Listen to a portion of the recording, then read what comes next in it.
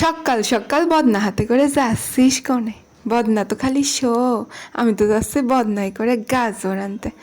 আসসালামু আলাইকুম। কারো খাবার কোষ নি যেন বিকালবেলা আসিস কিনে, চারটে গাজরের পিঠা বানাবো না, খাইস কিনে, আর বাড়ির যাওয়ার সময় কয়টা নিয়ে যাস কিনে। কেমন এ ভিডিও দেখার পরে কারোর গাজরের খ্যাত যদি সাবার হয়ে যায় কিনে, এই জন্য আমার দোষ নাই কিনে। আমি কয়ে রাখলাম। তো গাজরের বারবিকিউ পাকোড়ার জন্য যেটা লাগবে, একটা সুন্দর গাজর সুন্দর করে ধুয়ে যতটা কুচোই নেওয়া সম্ভব কুচোই নিছি, আর নিয়ে নিছি খেসারির ডাউল, একটু উস্খানি লবণ, একটু উস্খানি হলুদের গুঁড়ো, আর একটু উস্খানি নুডলসের মশলা। তো এখানে এই যে কুচোই রাখা সব কাঁচা ঝাল, কাঁচা পেঁয়াজ, ধনিয়া পাতা কুচি আর কুচোই রাখা গাজরগুলা দিয়ে মশলাগুলো দিয়ে মাখাই নিচ্ছি। সুন্দর করে মাখাই নিতে হবে কিনে, না মাখাইলে স্বাদটা পাবি কোন থেকে? এই যে ডাউল বাটা, এটার সাথে আমি আবার একটু খানি জিরা বাটা দিয়ে নিয়েছি, মানে বাটার সময় ব্লেন্ডারে এই ডাউল বাটার সঙ্গে জিরাটাও একটু দিয়ে নিয়েছিলাম, তো সুন্দর যাতে একটা ফ্লেভার বাড়ায়।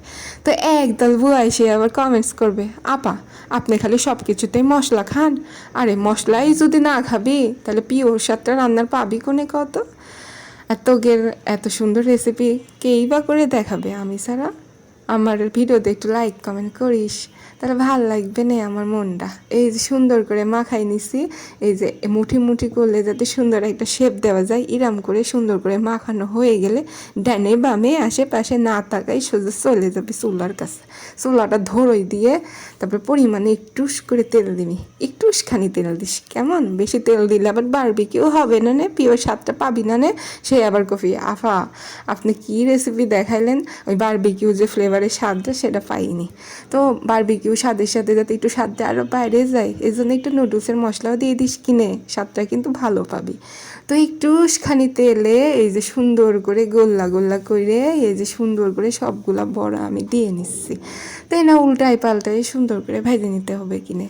তো সুন্দর করে ভেজে নিয়ে এই যে সস দিয়ে সুন্দর করে সাজাই নিছি কিনে। একটা সুন্দর দেখার একটা মানে ব্যাপার আছে না, এই ব্যাপার স্যাপার আছে না, তো সুন্দর যদি না দেখা যায় সেই খাবার কি খাতে মন চায়? কোনো সময়ই না।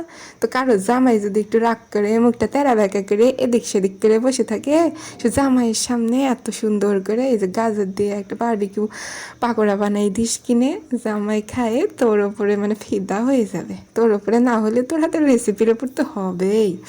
তো এই যে শীতের দিনে এরম এরম গরম গরম পাকোড়া কি যে দারুণ রে মজা বউ। তো এরম করে বানাই খাস কিনে, কি যে মজা লাগবে। তো খাইস কিনে, আর আমার ভিডিওর নিচে সুন্দর করে একটা কমেন্টস করে দিস কিনে। কেমন? আজকে চলে যাচ্ছি।